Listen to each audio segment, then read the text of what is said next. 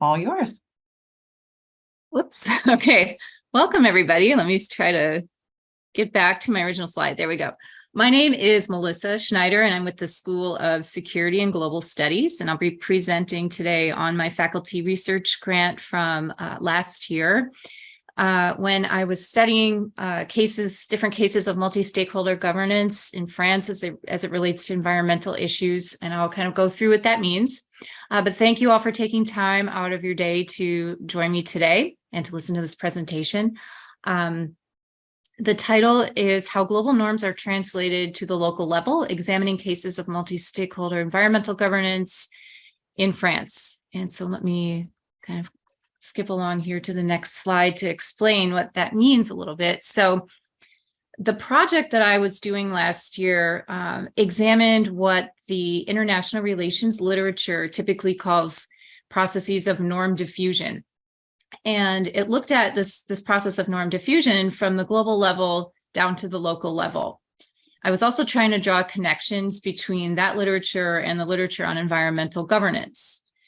And so specifically, I was interested in analyzing how these 7 global level environmental norms that we see on the screen here, which are usually referred to as twilight norms, how they travel from the global level down to the local level. And these twilight norms are typically reflected in international treaties and include norms such as sustainable development, common heritage of mankind, and intergenerational equity. But the list is here, so I won't read all of them. The goal was to investigate how local level stakeholders that were involved in these cases that I examined kind of take these norms that are found at the global level and are codified in international law and international treaties, and kind of adapt them and translate them to their local natural resource settings that are focused on environmental sustainability in a specific context in France. The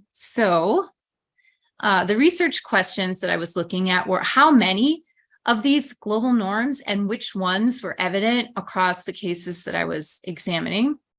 And then how are these global level environmental norms translated, and how are they adapted by stakeholders to their local settings involving environmental governance? And when I was looking at this process of adaptation and translation, norm translation, I was focused on some specific theoretical processes from the literature on norm diffusion, and those were grafting, normative reframing, and normative innovation. And I'm going to kind of skip defining them right now, but when I talk about the findings later on, I will explain what each of these things means.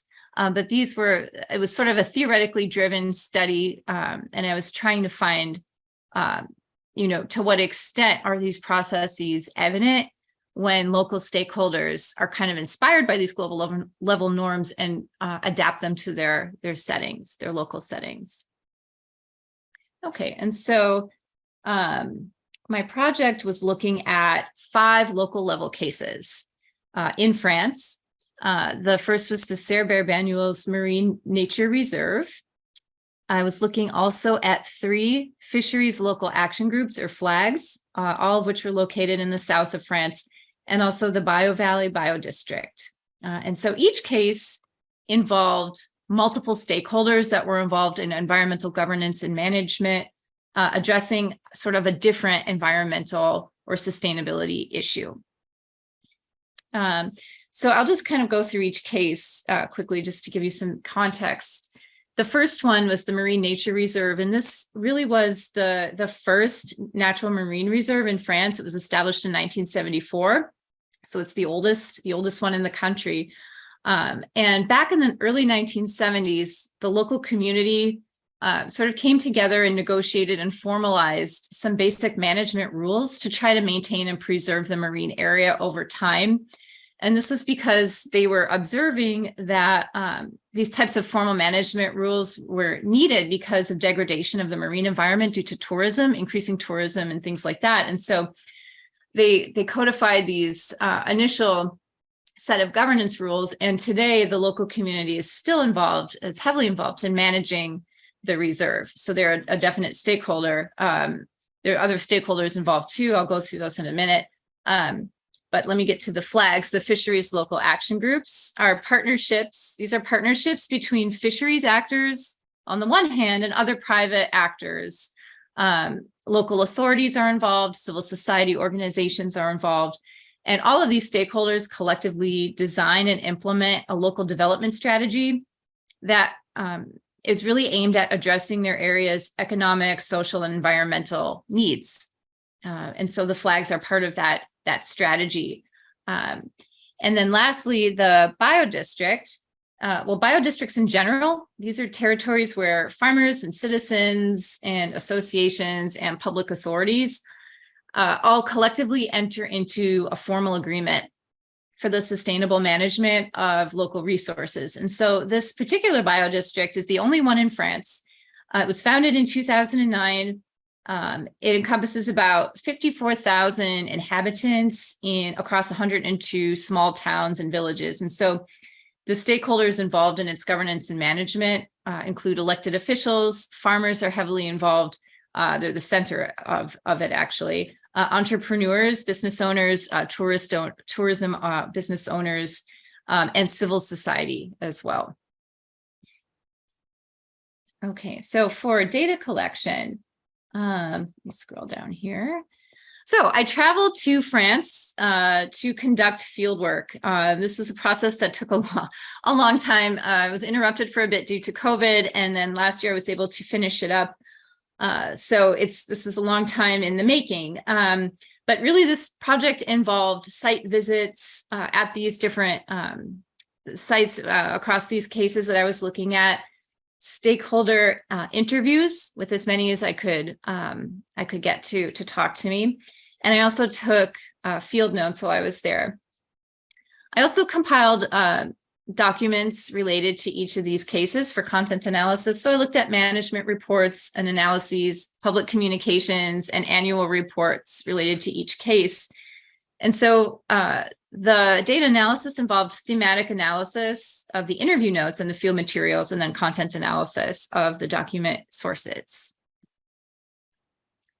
So what did I find? The first research question that I was looking at asked which of the global twilight norms are adapted to these local settings that I examined, how many and which ones.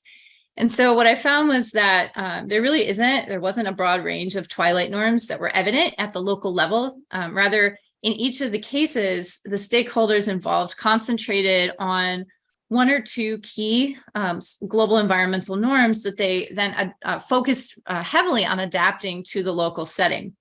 And so, for example, the sustainable development norm was the one global level norm that was common across all of the cases that I examined, and as such was the most predominant norm that I found. And one reason for this, I believe, is due to sort of the relative ease of kind of adapting and translating this particular norm to the different local contexts relative to some of the other global level norms that were found in that are found in the treaties that I was looking at, and that were listed in the beginning of the presentation, such as the common but differentiated responsibilities norm, or even the polluter pays norm. Some of these other norms are just difficult to translate, to adapt from that global level context to the local context. But the sustainable development norm is one of the easier norms to focus on.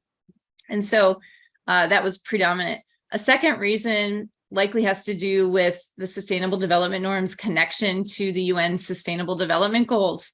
And so according to the SDG, the Sustainable Development Goals Index, France ranks pretty high, number 7, among the 193 UN member states in terms of total progress in achieving all 17 sustainable development goals. So this kind of indicates that the sustainable development norm has likely been pretty strong for quite some time in this country context. And so it wasn't really surprising to see it so evident across these cases at the really micro local level. So some of the other twilight norms that were less predominant but were still present in the findings were the intergenerational equity norm, which was present in 2 cases. So that was the Marine Nature Reserve and the Biodistrict. Also, the equitable utilization of shared natural resources norm that was present in some of the flags cases, the fisheries local action groups. And that particular norm, the equitable utilization norm, fit well in that particular context and looking at the fisheries settings because these flags involve coordination across different regions, across different municipalities and departments that share in the governance and management of the area. So this particular norm looks at how to, it sort of prescribes how to utilize the natural resource in an equitable way when there are multiple districts or municipalities involved. So it wasn't quite surprising to see that norm show up in that context of the fisheries local action groups either. So in terms of the second research question, I was asking how these local actors involved in environmental governance and management adapt and translate the global level norms to the local setting. So what are the processes that they use when they identify a norm that they want to translate to the local setting?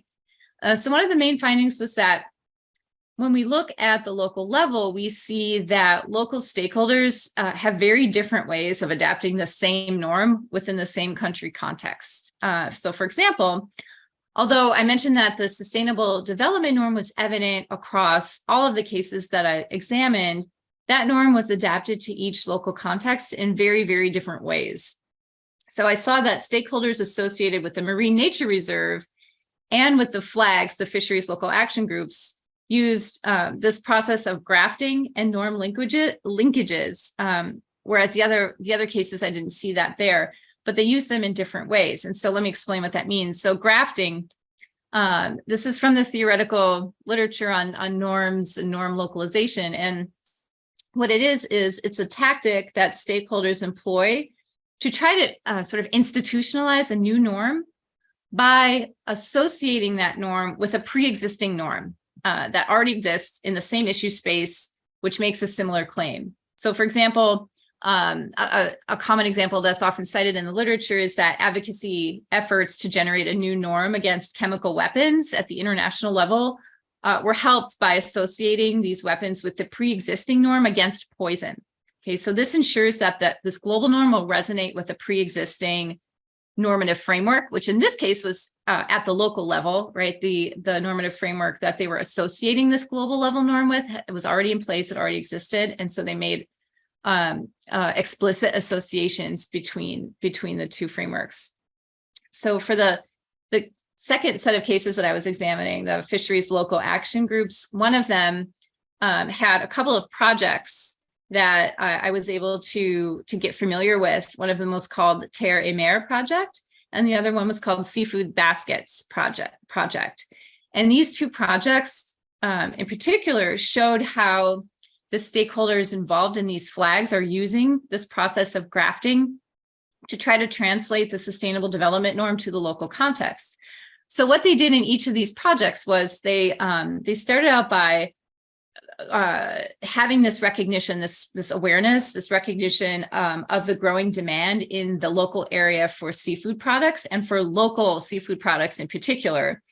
And so the stakeholders involved in the Terre et Mer Project and the Seafood Baskets Project, they both framed these projects in such a way that they were able to associate this sustainable development principles, the principles at the global level, with existing local values that emphasize the importance of local products and short supply chains, which were two aspects that were really, really important in the local development strategy. And so they specifically kind of tied the prescriptions that were associated with the sustainable development norm and the sort of behavioral actions that are associated with that norm. They linked it to these two values that were really, really important at the local level that were sort of central to their local development strategy. And in this case also, we see norm linkages. So they took advantage of sustainability principles that were articulated in this long-term development strategy of the region. And so doing that, the stakeholders in the Terre et Mer Project used norm linkages to connect two seemingly unrelated norms. So what they did was they recognized that there was this norm for eating and buying local, and also social inclusion, right? That was sort of a big a norm that was gaining popularity as this project was taking off. And so they linked these two norms under the broader normative framework supporting short supply chains. And when they did that, they made explicit connections to the sustainable development norm at the global level. So in linking these seemingly unrelated norms and sort of making these connections to sustainable development at the global level, they were able to kind of adapt and institutionalize that norm into the local context. So those stakeholders that were active in this particular flag also used normative reframing.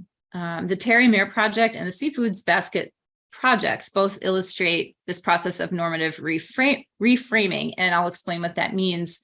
So in the literature on norm diffusion and normative change, normative reframing is an act. It's a sort of a strategic act in which advocates or stakeholders, their goal is to replace a specific existing norm that they feel is sort of weak and doesn't really apply well to the issue at hand with a new norm that they think is a better fit to the issue at hand.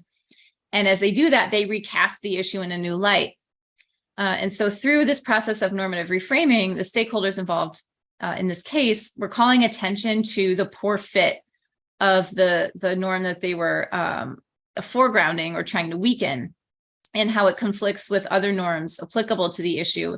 And they were also trying to demonstrate that a different norm was a better fit in this case. And so what they did was the people involved in the Terry Mayer project and the Seafood Baskets project illustrated how these stakeholders really illustrate how the use of normative reframing they used it to call into question norms that they deemed undesirable while working to replace them with other norms focused on eating and buying local that better reflected the principles of sustainable development that were consistent with the long-term territorial development strategy of the region.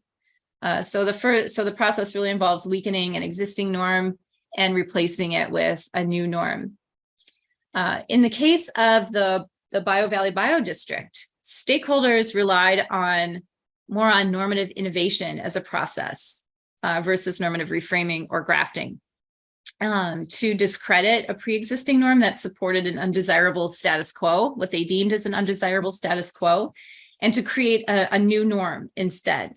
Okay, and so normative innovation here is another framing strategy. It's a strategic strategy that stakeholders use to introduce an entirely new norm. So they, again, just like normative reframing, they try to weaken a pre-existing normative framework, but then they create a new norm in its place instead of sort of taking another a norm that pre-exists and try to use it to replace the weakened norm. They create a new norm out of nothing, and try to sort of make that take hold.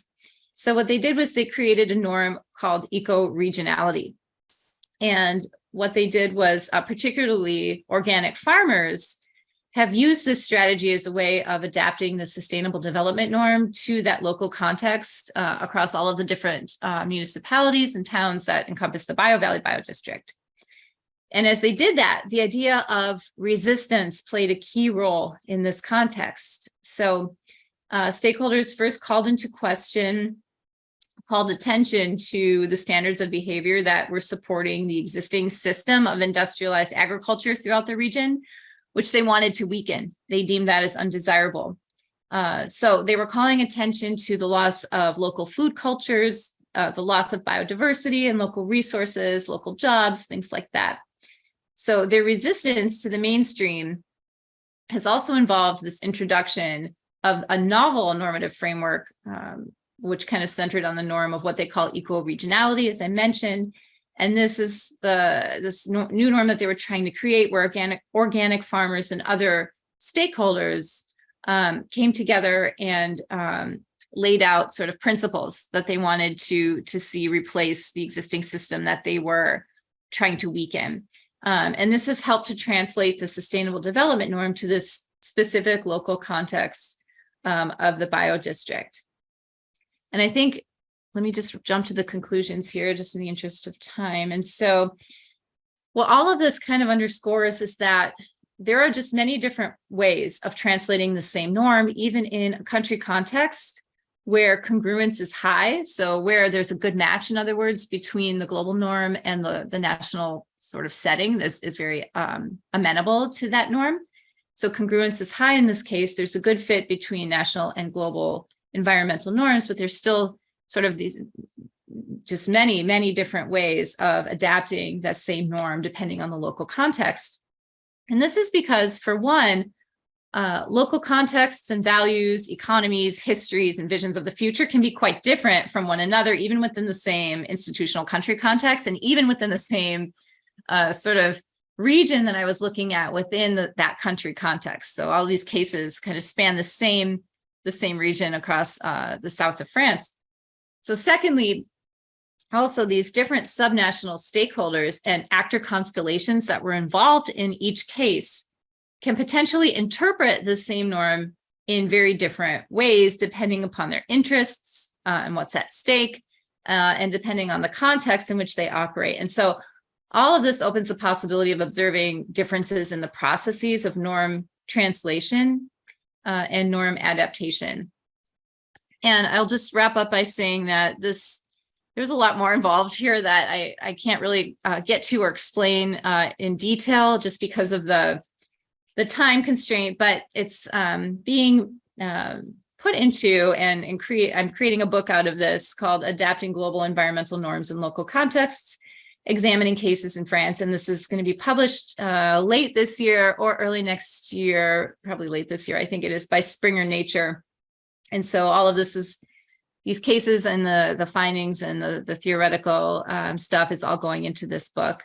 And I'm really excited to have this coming out, and I'm excited to be wrapping up this project so I can kind of focus on the next step. So that's all I have. Thank you for listening. And with that, I'm going to stop sharing my screen. Thanks so much, Dr. Schnyder. There's so much to unpack in that. And I know, the time frame, it's a challenge for sure, because you've been in this project for longer than a year, I think. A couple of years, yeah. Yeah, definitely has been going on past, before 2022. But I was curious, and I don't know that this was maybe necessarily something question you had in your conversations, given your research questions, but I was curious if, when you were talking to stakeholders, one, did they recognize that there were norms that they weren't meeting? And two, was their interest in grafting those in and working on adapting all of them? What's kind of that, do they have a bigger vision, I guess, for trying to get to all of those sustainability norms? Yeah, so that's a really good question. So no, they weren't even, we call it, in the literature and in, my field, we call these things norms, but they don't recognize them as norms. They just recognize them as, hey, this is what we value. And these are the principles that we're trying to, put into place for our vision of the future based on our local economy and our local history and identity. And so they're, although they have specific strategies that they use in a very strategic way, they're adapting these norms using these processes. They don't know that they're using these processes at all. And so, it's interesting to observe what's been written about in the literature, sort of, seeing it come to life in these real life settings.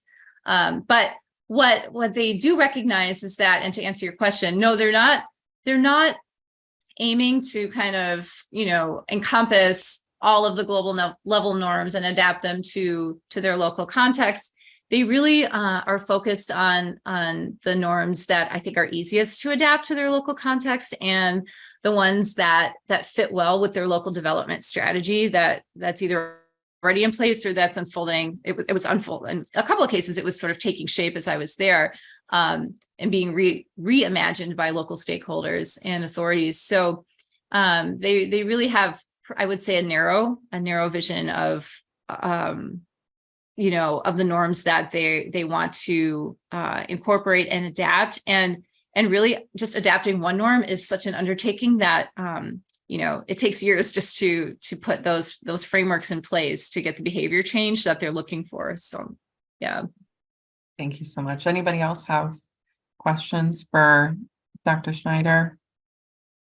Yeah, thank you for that. I'm sure that, all of it's constrained by culture, local Mhm. culture, local economy, country Yeah. economy, and then just gets bigger from there. Yeah, definitely. Yeah. Yeah. It was very specific to the local context for sure. Mhm.